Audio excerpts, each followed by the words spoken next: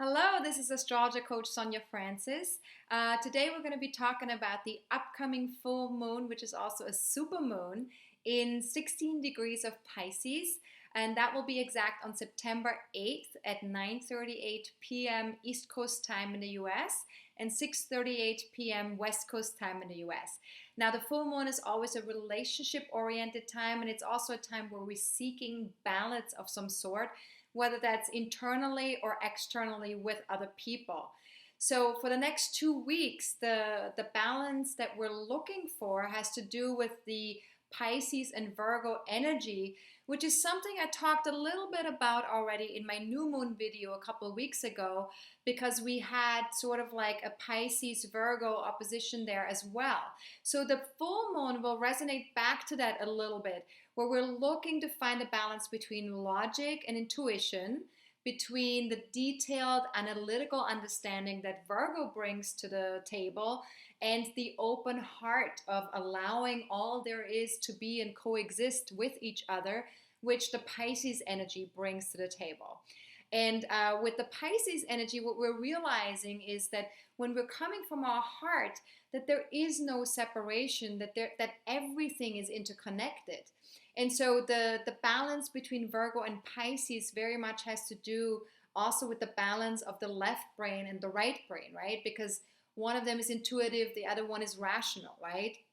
So um, definitely the mind functions sort of as a filtering mechanism that helps us to get focused. It helps us so that we can function more efficiently and get things done, right? But it also can be very limiting because the mind only knows what it knows and what it's been conditioned into or what it's been learning. So there is sort of like there's a lot of stuff that the mind doesn't know. And so when we are able to connect to our hearts and to our intuition, we are directly connected to the universe and to all there is. And so we have a much larger pool of knowledge to draw from, right? Now, spiritual practices that you can get into in the next 2 weeks or can practice so that you can feel more connected to that intuitive part of yours and to the heart chakra and the heart center would be things like meditation, breathing exercises, mindful exercises, but also spiritual energetic healing modalities like Reiki or Shiatsu or acupuncture. And there's so many more out there. I'm sure you know a lot more than what I'm mentioning right now. But all of these things can help us to get to a larger perception of things and to tap into something that's beyond our mind, right? Something that gives us information that's beyond the mind.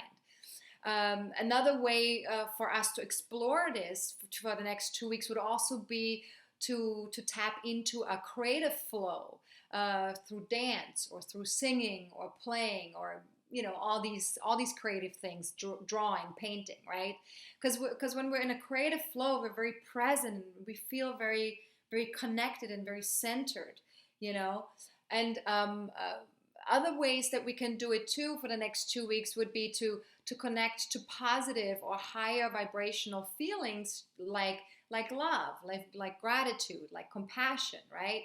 Because these are things that also help us get more connected to the universe and to the pool of what's out there in terms of supportive knowledge to help us guide through life, right? Now, this full moon is definitely a powerful full moon, not just because it's a supermoon, like I mentioned earlier, but also because Pluto is starting to slow down and getting ready to come to a halt on September 22nd. So this station period happens between September 10th and October 5th. So by the time of the full moon, we're starting to feel that already a little bit, but certainly towards the 2 weeks of that full moon phase, we're definitely feeling that Pluto slowing down. And so that means that we're going to feel some intensity show up in our lives. Something will be in our face around empowerment or disempowerment. What's also connected to this kind of energy with Pluto and with the supermoon We might experience some extreme weather activity in the next 2 weeks, depending on,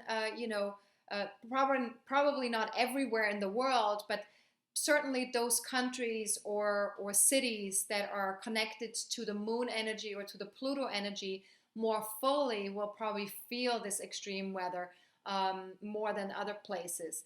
But this, on a personal level, this will also translate to us in terms of an internal psychic and emotional weather that we'll be experiencing at the time because of the high energy that's coming through with the supermoon and with the Pluto station. So what we want to ask ourselves with all this intensity coming through us is, where are we holding on out of fear? Because there's likely to be fear showing up, whenever there's intensity, especially emotional intensity showing up. When you're in the middle of the ocean and a big storm starts to build and you're in a boat, you're probably going to be a little bit scared. You're going to go, oh no, am I going to survive this, right?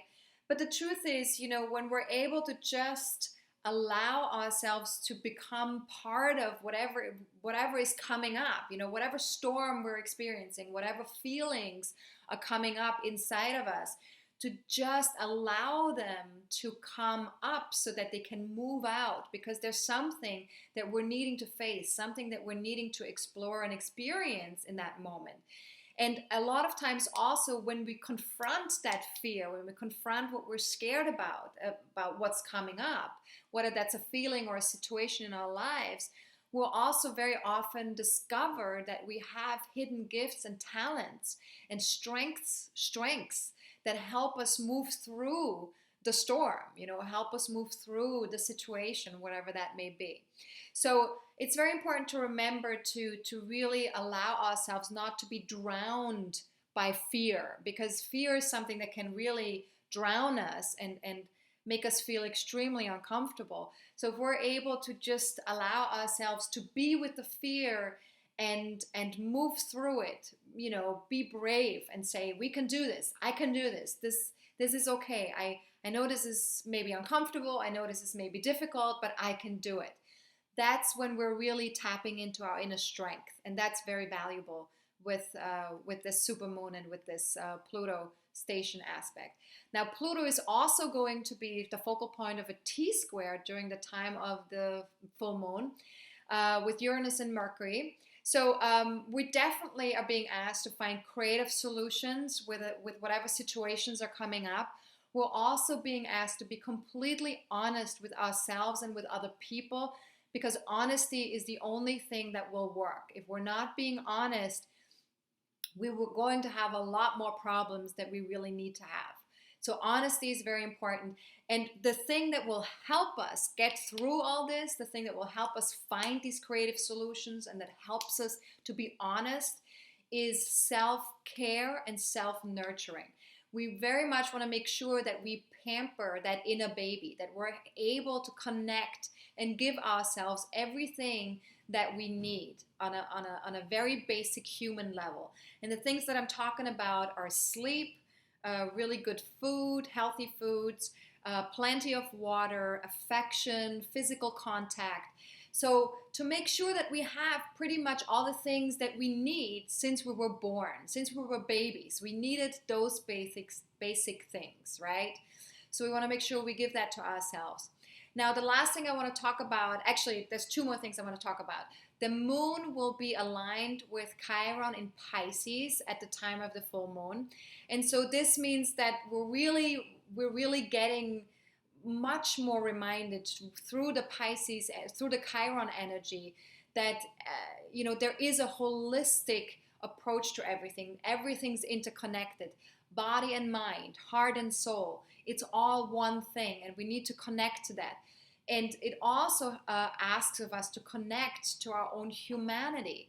It asks of us to really see, how can we connect to our feeling side? How can we get in touch with the emotional component of being connected to all living things, that we can really feel? We can feel the on an energetic level, but also on a feeling level, we can feel how everything is connected, everybody around us.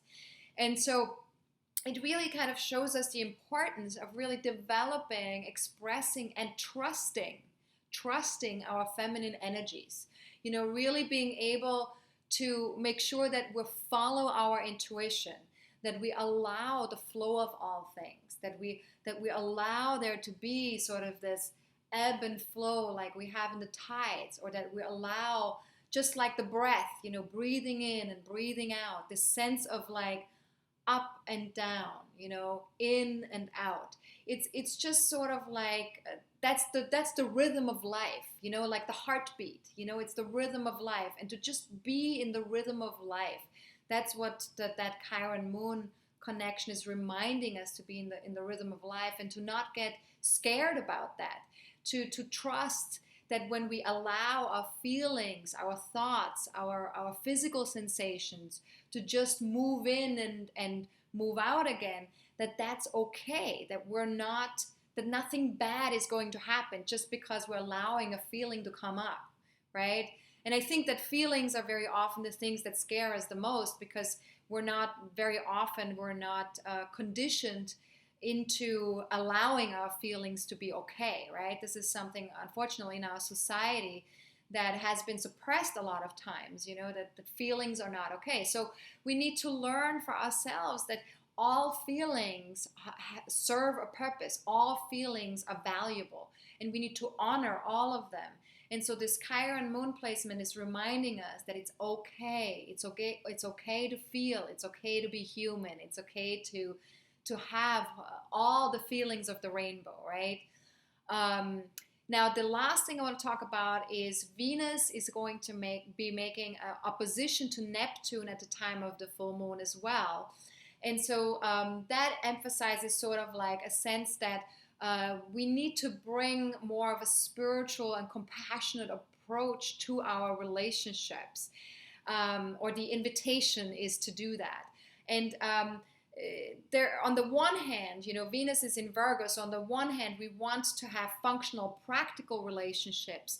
On the other hand, we have Neptune in Pisces, who wants to connect, who wants to be one, who wants to forgive, who wants to bring compassion to the table. So we need to find that balance between, again, sort of like the head and the heart, right? Like what we talked about a little bit earlier. So one thing you can ask yourself with this aspect is, how can we have a relationship with ourselves and with other people that supports our spiritual journey, that supports our heart, right?